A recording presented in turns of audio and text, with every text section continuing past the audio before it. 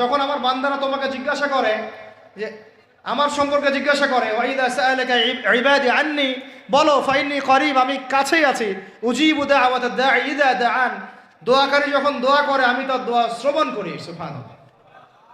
ফালিয়াস্তাজিবু লি ওয়াল ইউমিনু B, আমি তার দোয়া শুনি, অতএব সেও যেন আমার কথা শুনে। সুবহানাল্লাহ।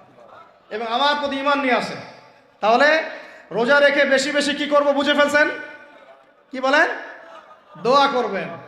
কোরআনের পরে কিসের কথা আসছে? রোজাদারের দোয়া ফেরত দেওয়া হয় না। দোয়া কবুল হওয়ার অন্যতম একটা অস্ত্র হচ্ছে রোজা রেখে দোয়া করা। কেমন করে ফেরত দিবে? আল্লাহর জন্য আমরা না খেয়ে আসি, তাই না? আল্লাহ পাকের মায়া হবে না, দয়া হবে না? আমার বান্দা না খেয়ে আছে, আমার বান্দা পানি ত্যাগ করছে, আমার বান্দা স্ত্রী সহবাস ত্যাগ করছে, হালালগুলো ছেড়ে দিয়েছে আমার জন্যে, তা আমি কেন তার দোয়া? অবশ্যই আল্লাহ পাক উপযুক্ত মনে করলে দোয়া কবুল করবেনই করবে ইনশাআল্লাহ। দোয়া করার পদ্ধতি জানতে হবে। হারাম খাওয়া যাবে না, শিরিক করা যাবে না, বেদাত করব না।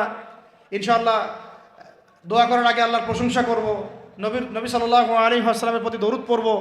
ঠিক আছে? দোয়া কবুলের সময়গুলো বেছে বেছে দোয়া করব, ইনশাআল্লাহ দোয়া কবুল হবে। আল্লাহ পাক আমাদেরকে রোজা রাখা অবস্থায় বেশি বেশি দোয়া করার তৌফিক দান করেন।